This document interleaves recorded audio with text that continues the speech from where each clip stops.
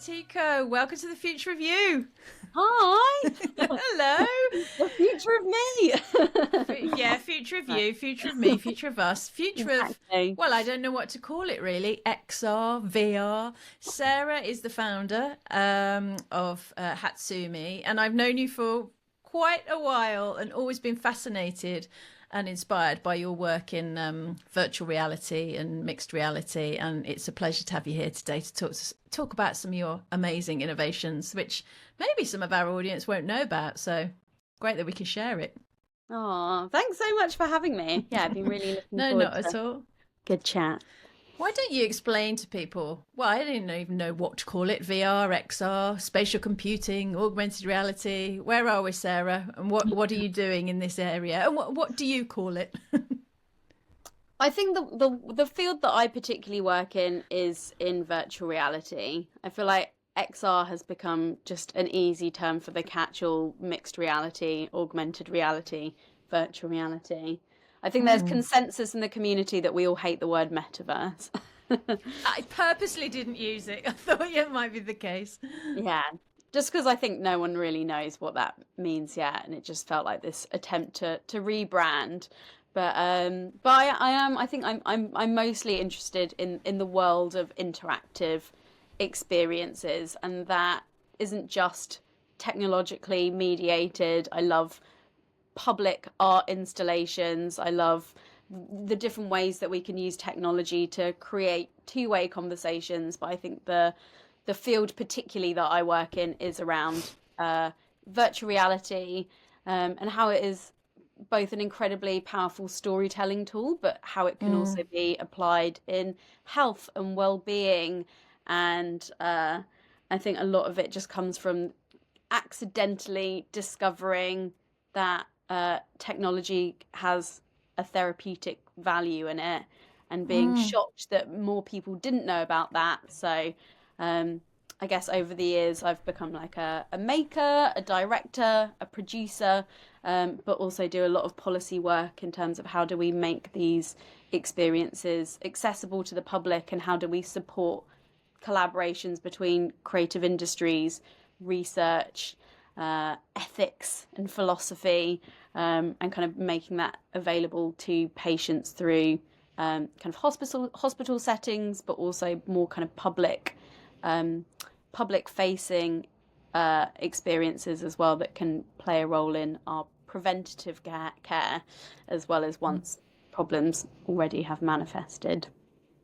It is one of the most interesting aspects of your work. I think that there's a lot of doomerism and narrative out there at the moment that technology is separating us away and divorcing us from our humanity, and that actually technology is not helping us with any of our emotional problems or even intellectual problems. And what you're doing is bringing technology and humanity together again. How did you first what was your first sort of experiment in this? How did you even come across this sort of intersection as a potential space for work?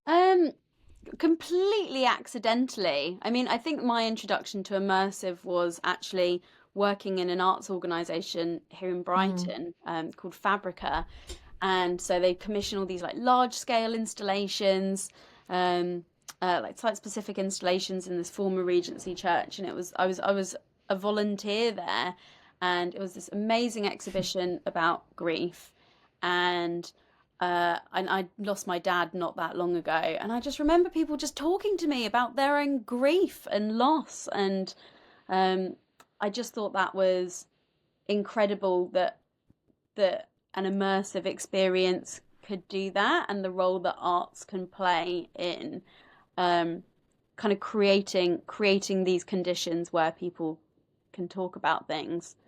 But I particularly became interested in virtual reality when I moved to Australia a few years later, and someone was talking about how it can play a role in reshaping our identities and our perception of self. Yeah, an amazing kind of scientist called Jordan Nguyen, and he was one of the first people that kind of did a full kind of 3D capture of himself in VR, and about how he was seeing himself in a different way, and how he could see this changing how we relate to each other and how we form memories in the future.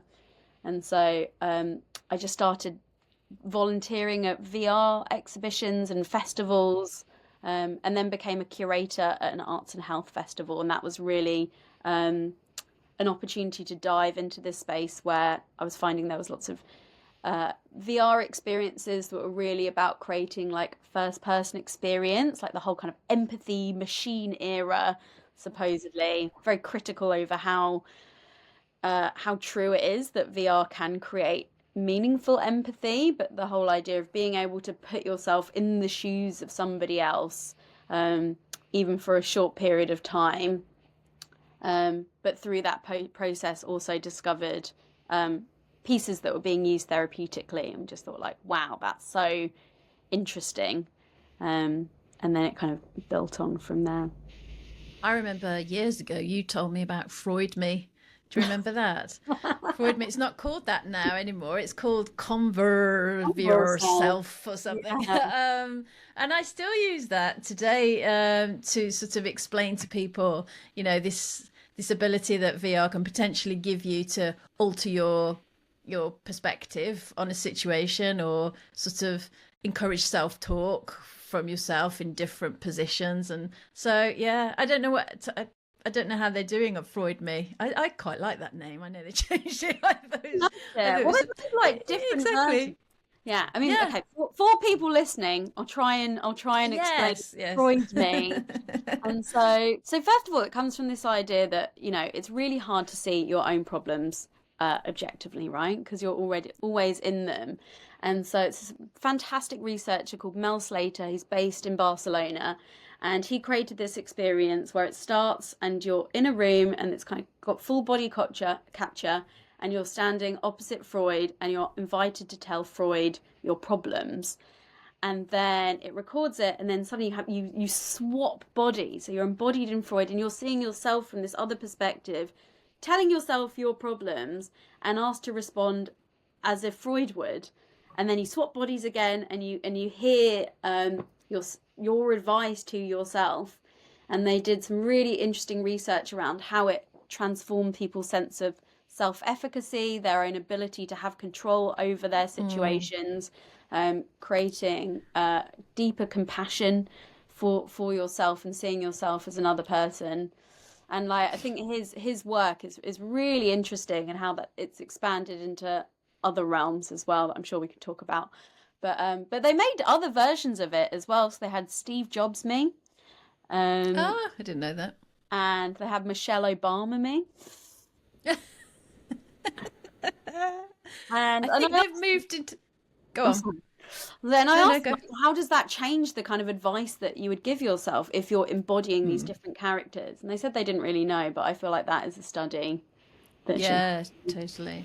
I mean, you're right. The insight is we're quite good at giving other people advice about their lives or issues or problems, but we're not so great giving that advice to ourselves. So let's put ourselves in that different perspective or position.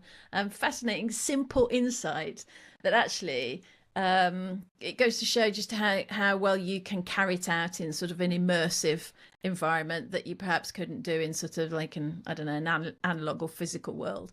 So after that you moved into sort of this realm of arts and health, which I don't know many people in this area. So again, still that intersection's pretty innovative and pioneering. Tell us what you've been doing since then, because I know you've done a lot of work on sort of pain management, health pathways. There was that piece that you did for the NHS as well that came out a couple of years ago. So tell us a little bit about that. So I guess to follow the thread a little bit, so I started as this curator at this festival, and it was around that time that I discovered this kind of fascinating arts and health research method called body mapping. That's this amazing process that invites people to trace around their body on a big piece of paper and imagine, you know, where do you feel different emotion and feeling and sensation in your body. And so that was like the real kind of link into, okay, I want to make my own thing in virtual reality. And I was fascinated by how this experience could be brought into a VR context, where instead of drawing on a 2D outline of your body with a couple of crayons and pencils, like what happens when you can take that into an immersive environment and draw on the skin or inside the body or even outside the body. And so this project was going to be a PhD. It ended up not being a PhD, and there's like probably a whole story there about the kind of things that happened in between of kind of working in academia and being involved in some really interesting research. But it's all kind of accidentally unfolded, I guess, the way it has, that I wanted to make this VR piece and came back to the UK and was looking at like what kind of interventions are people creating in virtual reality for healthcare contexts, but also how does that link with this wider world of arts and health and this kind of new field of prescribing artistic based experiences, and seeing this gap between the amazing analog work that is happening, but also this role that digital can play in creating new forms of digital storytelling, how it can be applied in narrative medicine, helping people look back on their lives and see themselves from a new perspective. And yeah, I was fascinated to learn how virtual reality is used in things like pain management as well. And so as this project developed from what was going to be a PhD to a company, but also being an art project and working out my identity within that and what I was actually going to make and who I was going to make it with, then just came across so many other people that have been kind of trying to work that out as well. And people trying to bring their projects into the NHS, but there's not a strategy or an infrastructure in place for that. And so have kind of just been, in this in-between space of working it out, but also trying to work with decision makers to think about, well, how do we make this widely accessible for people? So over the last 8 years, I've been making soul paint, but also working with the NHS and UK government around how can we just create a new form of distributing these experiences, but also creating the conditions where you can bring together games designers and artists and researchers together to co-create things as well. So we'll talk about soul paint in a minute in more detail. But you've highlighted an interesting insight there about how do you access the NHS to even offer it any of these sorts of innovations or creative solutions. I mean, you have had some success with it. So how did you manage to do that, and what are the further challenges that still exist? I think over the years there's been so many examples of great things that have been developed, but they happen in these little pockets. And I remember someone saying to me, everyone thinks the NHS is one big whale, but it's actually a huge school of fish. And I think it's just finding like which fish is actually already active in this space or already sees the potential and is creating the conditions for these kind of interventions to thrive. Like my first job in the NHS was referral management, and that was like 2013, and we were using fax. So the idea of kind of moving from fax to virtual reality in 10 years, less than that, is challenging. But I think, just finding those really great pockets. So, for example, in Torbay and Devon NHS Trust, the one you wouldn't expect, they've had a virtual reality lab running since 2015. And so they've always seen that potential and have been bringing projects into the hospital. They now have their own development studio and are co-creating things in there. So been working with Nick Perez, who oversees the hospital there, for some time. So it's just been the case of finding the real champions that are in these spaces that see the potential, rather than going, hey, I really have to convince you of this, and then you need to convince other people. That it's just finding those little pockets.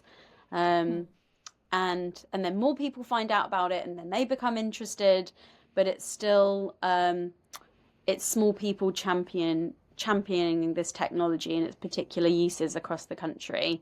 And I think the need is to find ways of bringing them all together so that not everyone's creating their own kind of Tower of Babylon. Is that the right metaphor? Alone. Yeah, or Byzantium system or whatever. But I always thought that NHSX was supposed to be like one of the gateways for this. Is what do they actually do? Are they a possibility? So they were. So in 2020, then we created this report called The Growing Value of XR in Healthcare in the United Kingdom. Catchy report. And with that, we co-created that with NHSX. So NHSX were the technology arm of the NHS. And we're also working with Health Education England, who have been using virtual reality in simulation and training for a really long time. And that report was created with people that are delivering VR for healthcare in loads of different contexts across the country. So they were really involved, but they were basically folded back into the NHS, and then a lot of that department has now disappeared. So yeah, shifting structures all the time. Even Health Education England used to be something separate, and now they're all folded into NHS England as well. So yeah, it's just shifting structures and finding the right people to speak to and the champions at the top. But we did work really closely with them for a while, and they were real champions from that work. And we actually took some of them on a trip to the West Coast. We were on the first flight to California after the travel ban, and we were taking them to hospitals across the West Coast and showing like how VR is being delivered at scale. And that was an amazing moment, having the kind of head of NHSX kind of giggling with a headset on and holding like a bird on his hand, just like, this is amazing. Was a really great moment. Oh, fantastic. So let's talk about Soul Paint then, because it's got a beautiful website. You can tell people the website address, but of course I'll put it in the show notes, which does explain a little more of it and gives the video. But in your own words, and congratulations, by the way, on the award at South by Southwest. Whee! Wow, it's incredible. It's fantastic. So explain to us a bit about Soul Paint and specifically how it allows people to explore identity. So I guess, as I sort of alluded to a little bit earlier, I've been kind of fascinated by this arts and health research method, body mapping, for some time. So it was the only reason I ever wanted to do anything in VR in the first place. But I was fascinated by this idea that, you know, we have this whole hidden world of emotion and feeling and sensation hidden within us, and we often lack the ability to describe it or make sense of it. And yet when you give people this kind of space to think about, how would you draw it, how would you locate the feeling of anxiety in your body, for example, like, do you feel that in your chest or your stomach or your head? Does it fizz? Is it orange or green? Like, you know, what is that kind of sensorial quality?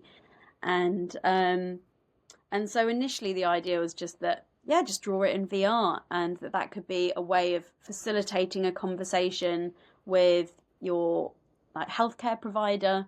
I think the statistic is on average of about 11 seconds to describe how you feel before you're likely to be interrupted. Is that right? Wow. And, you know, what happens if, you know, English isn't your first language? If you struggle to articulate how you feel, like, how do we talk about these complex things? And so I'd started to develop it for some time, but it was only in the last few years that it's really taken shape. And I started to work with my co-director Nikki, who I was working with on another piece called Deep, which is this breath-controlled VR experience. Yes, I love that. Yeah. Me too. Yeah, it was the first piece I showed as a curator, and then I ended up joining them as a producer later on. But I loved how they embodied this kind of artist-led approach that had a scientific foundation to it. Mm. And one night we were talking, and I was saying like, oh, I've made this kind of prototype so far, and you get to paint how you feel, but I feel really stuck with it because it just feels like that's sort of it. And he'd made this piece called Copy Paste Dance. That's this amazing virtual reality piece where you are invited to dance and move and use all those embodied qualities of VR, and then copy and paste yourself into having this dance party of yourself. And then we just started asking this question of, well, what if you could dance with your sadness? How could you bring kind of movement and embodiment into the piece? And so, sorry, this is a very long-winded way of describing. No, it's perfect because it is quite intricate. It's so novel. I think it does need a proper explanation. Yeah, there's lots of layers to it because it's still quite an open piece. But basically, kind of bringing together these ideas of embodiment, of visualizing embodied experience. We've created this piece where it's a 20-minute guided experience currently, where you meet a guide voiced by Rosario Dawson, which is wild. Yeah, beautiful voice, yeah. And she kind of introduces you to this world of feeling that, we have butterflies in our stomach, a stiff upper lip, like our spines tingle. There's all these things about our language, and how do we visualize that? So in the piece, you're given a paintbrush and a palette, and so you can paint with different colors and textures. You can paint with a heartbeat or a fizz or a kind of pulsating line. Made about 20 different kind of colors and textures, and at the moment you're just asked this very broad question of, how do you feel today, or is there a memory you'd like to explore? And you have this body that's created in front of you, so you get traced into the experience, and you have this kind of ethereal body, which you then have a moment where you step out of, so taking some inspiration from Mel Slater and thinking of how you could like Freud yourself, that you have this outer body experience, and then you're invited to paint on this 3D body, so inside the skin, on the body, or interestingly outside the body as well. And you get to describe what you've created, like what that means to you, what those brushes represent. And then you get to re-embody it. So you have this moment where you step back into your avatar and you get to wear it and see yourself in the mirror. And I think that was a really interesting kind of thing for us to play with, of not just acknowledging this kind of hidden inner reality we have, but also how we can renegotiate our relationships with it, and how movement and embodiment and interaction is so transformative. So you see yourself in the mirror and it starts to react to how you move. And then there's this moment where you're invited to shake it all off. And so you see all these pieces kind of falling away from you. And it's really playing with this idea that almost all or most feelings are ephemeral and shifting and changing.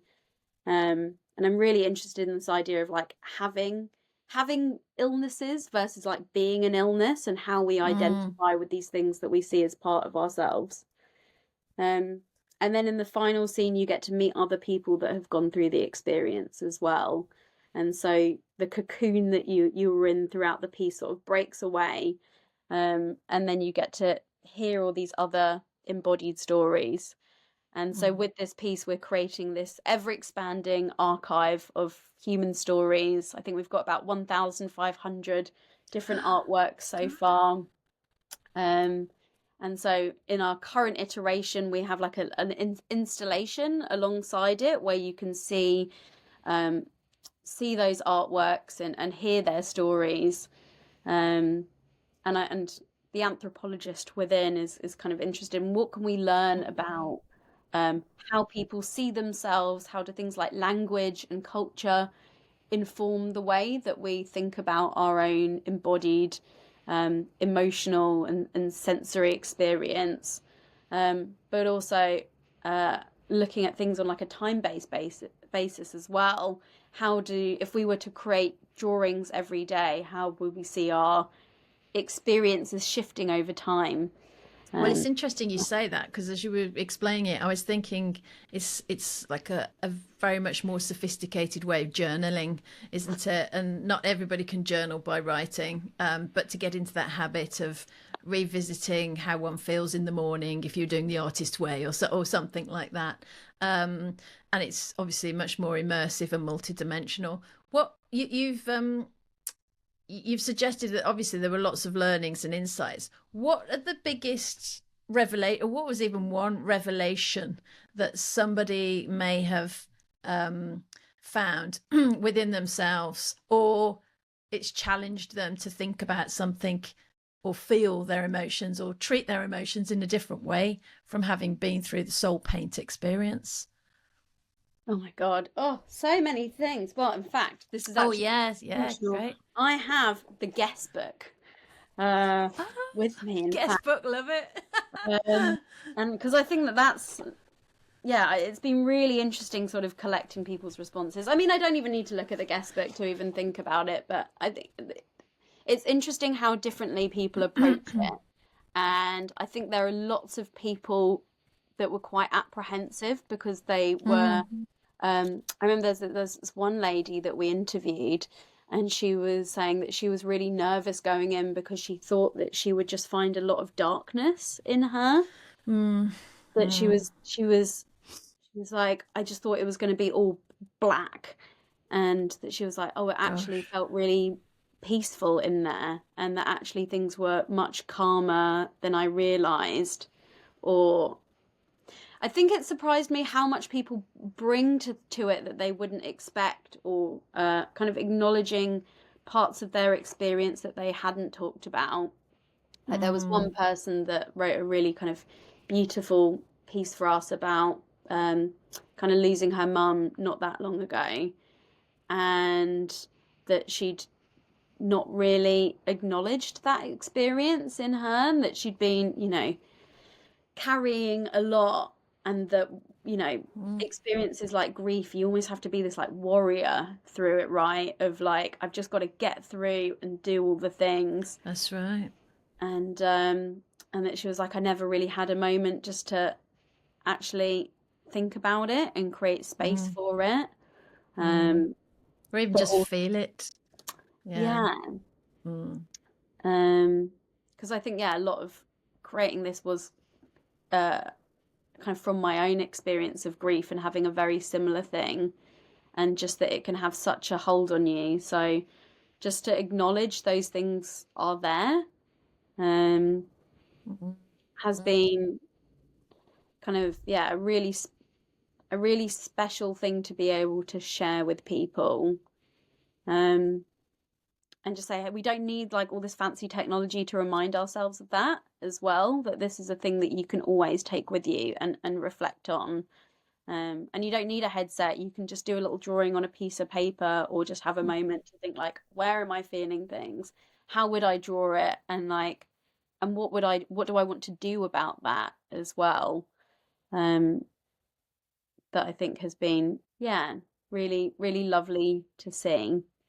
How did you recruit people for it? Then you mentioned some people had a bit of feeling of trepidation, but presumably they wanted to do it because they'd been recruited to do it. So talk us through that. Yeah, well, so that was actually part of our development phase, that we had some funding. So we were funded through the Dutch Film Fund. So we had VR funding, Oh, and God bless the Dutch, they really helped us I a was lot. did the UK fund any of this? A little bit. So our first Okay. our first prototype was through something called Creative XR, that was funded by Arts Council and Digital Catapult. But then this kind of new iteration, once I started working with Nikki, who's Dutch based, then we had funding through the Dutch Film Fund, and then through something called Unity for Humanity, which is how we Yeah. kind of came across Rosario Dawson. And then the last piece of funding was through Story Futures Academy here in the UK, that we're doing this pilot called Connect XR, and it was perfect for us. So the project, it was funding and development, but it was this kind of research project looking at the role that virtual reality could play in improving public well-being through libraries. And so this was a really valuable opportunity for us to do like that user testing and getting public feedback. This is the first piece that I've ever really like properly made and been involved in, and the amount of iteration and user testing and refinement was so much more than I expected and so valuable. So basically we had this like version that was like almost there, and we made it available in Maidenhead Library for 2 weeks. And then also took it to a college in Devon, South Devon College, through our connection with Devon NHS Trust. And so that was really informative of just showing a whole range of people, and it was amazing to see, you know, who comes into libraries regularly, but that is a space for storytelling, reflection, that they do so much work to support people around health and well-being already, and that there is a lot of work now around digital inclusion. So that was our first sort of opportunity to make it available to a very broad section of society, and use that to inform the kind of final tweaks and make it as accessible as possible.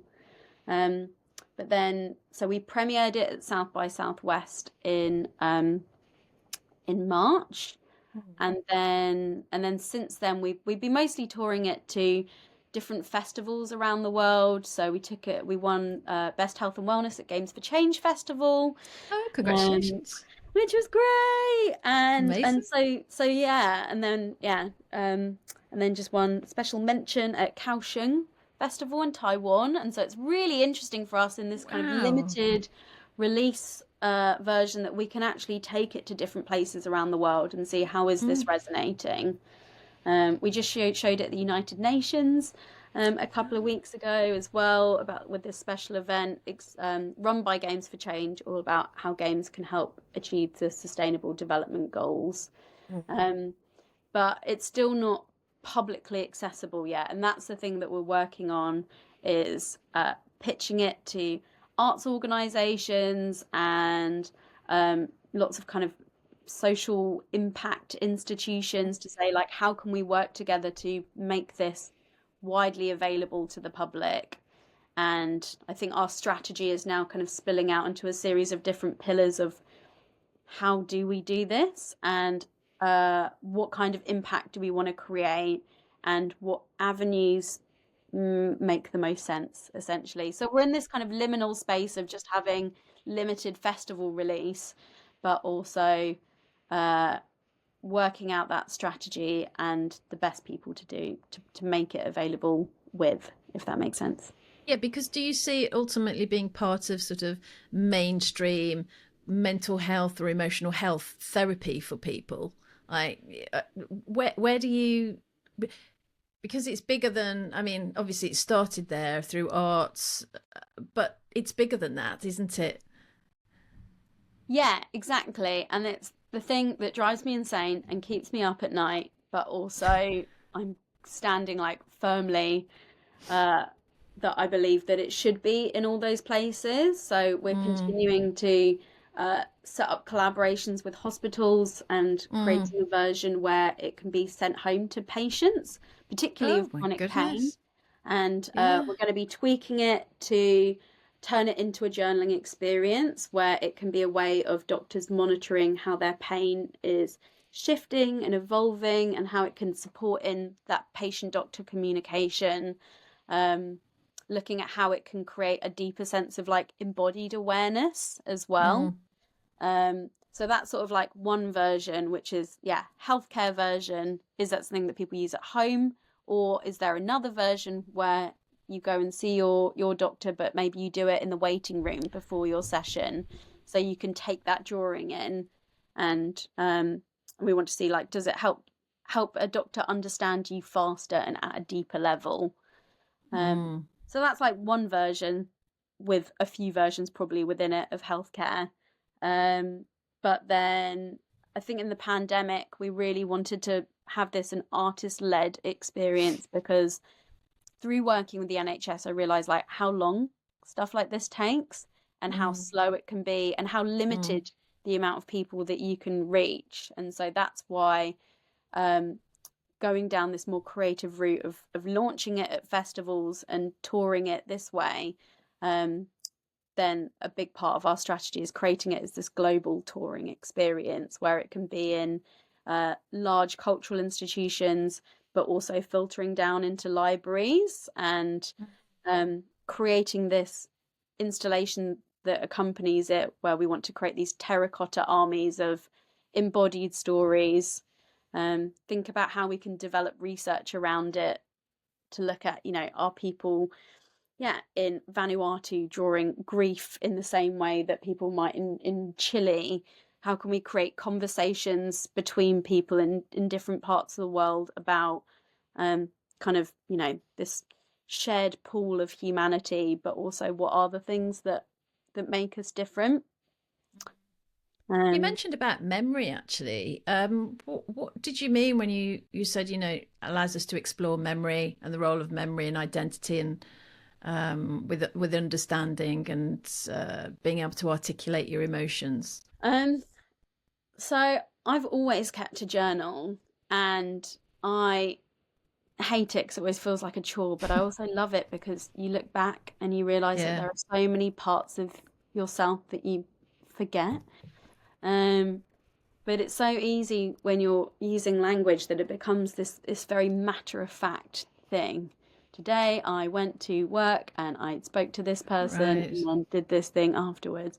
And what I really find fascinating about just the process of body mapping is that it's looking back on memory in a very different way, that it's like this sort of embodied memory. And so so another avenue that we're preparing for is how we can turn it into a journaling experience that anyone can have, and how it can be a way of looking back on your experiences over time. And I think one of the reasons that I feel particularly passionate about this is that one of my best friends growing up has really severe body dysmorphia and OCD and health anxiety, and she tested a really early prototype and created this drawing. She did two drawings, like one about how she kind of experiences her BDD, but then also like how she felt on a good day. And we looked back on it together last summer, and I think kind of seeing someone else looking back on their kind of drawn memories. And I remember her saying, I remember feeling that way, and I forgot how bad it was and how much things have changed for me. It was, oh God, it still just like gives me chills thinking about it.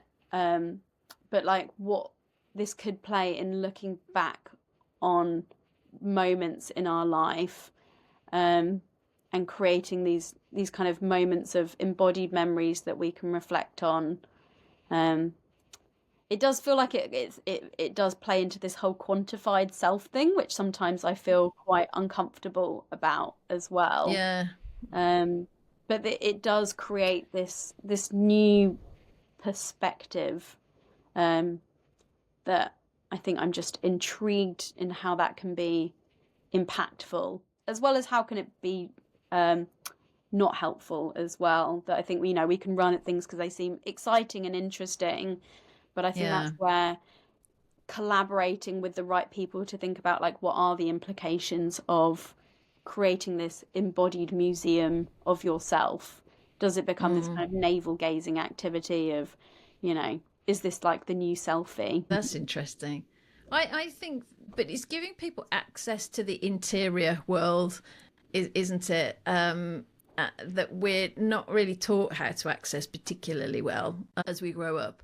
And also that we learn bad habits. You've alluded to a bit of that, of how to either ignore it or cope with it or whatever, rather than explore it. That's the way I think it's so different from the quantified self is so transactional, it feels to me a lot of the time. And this is so much more emotional. But actually, it made me think of a question there. Where does all the data go? So like sometimes with the quantified self, especially if you're using sort of Fitbits and whatnot, I always think, well, the data, yes, you're sharing the data with me, but it's not collected by me, it's not captured or collected by me, it's not stored by me, where is it and what are you doing with it? And I think we've seen, I mean, even when looking at the potential sale of things like 23andMe, all this sort of really personal data. And this is incredibly personal because it is your interior self, it's your emotions, it's your perspective on your own emotions. Where's the data captured, stored, and what can you do with it? Or can people just access it themselves? So at the moment, then people at the end of the experience have a choice of what they want to do with it. So they can delete it or they can share it to the archive. And even if they share it, they have the ability to contact us and we'll delete it afterwards. We've got like basic functionality for sharing. So if people want it sent to them, then we can do that.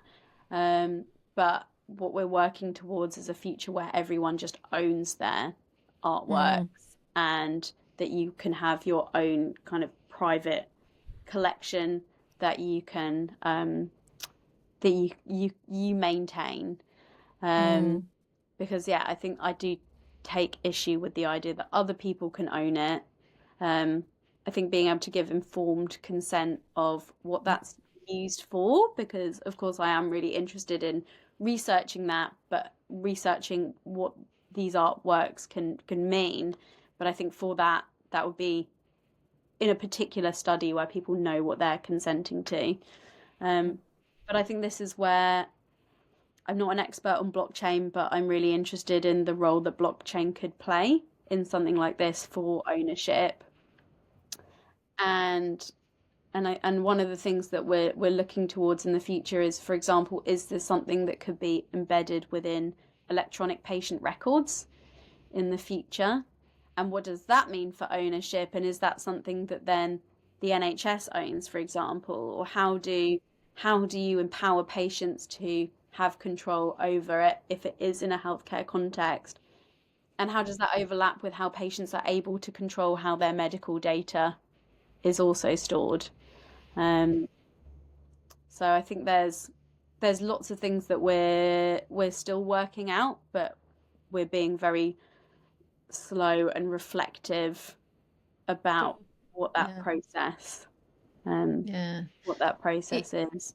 It's interesting, isn't it, if you propel ourselves into the future to think about, I mean, if we do go down the digital identity sort of verification, authentication route, and actually there's a whole load of identity attributes, if you like, that are sort of mixed and remixed depending on what you need to prove in whatever context. What if some of those attributes, because to date they're all physical attributes, like your age, maybe your location, maybe your qualifications, but what if it was to do with your emotional states or perceptions around that kind of thing, feelings? What if some of those identity attributes were feelings? That would be extraordinary, wouldn't it? That you could mix and remix them together with like the more transactional bits about your identity. And that's a research project in itself, because also I guess like our emotional states are not necessarily fixed. Exactly. Well, so what that could mean is so.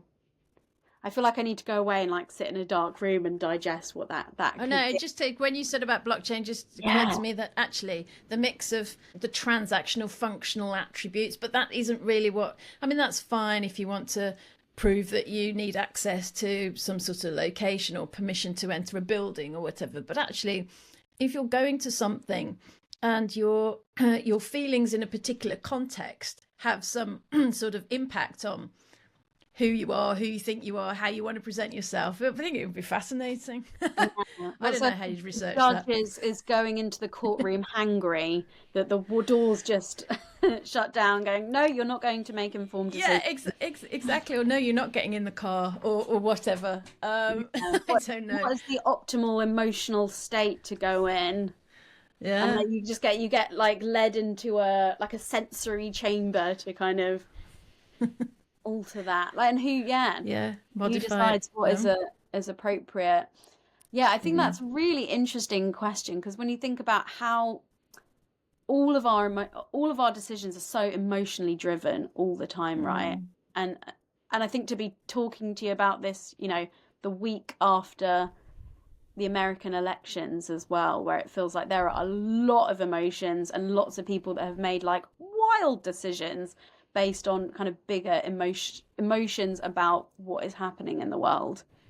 I think that's actually probably one of the most important questions that we can be asking right now of, yeah, how do we feel about the world, and how is that changing the way that we are behaving in ways that feel kind of dangerous, that now well, it's interesting because the last podcast episode was around information and really like the new network distributed sort of information landscape, and how do people arrive at decisions, and the way in which it's more sort of group resonance, rather than official consensus now and all that, and actually that information landscape needs to be sort of mapped over onto sort of an emotional landscape, doesn't it? And yeah, difficult to do, but interesting times. I think we're going into such an interesting horizon for all of this sort of intersection between our behavior, our decisions, our emotions, technology, our identity.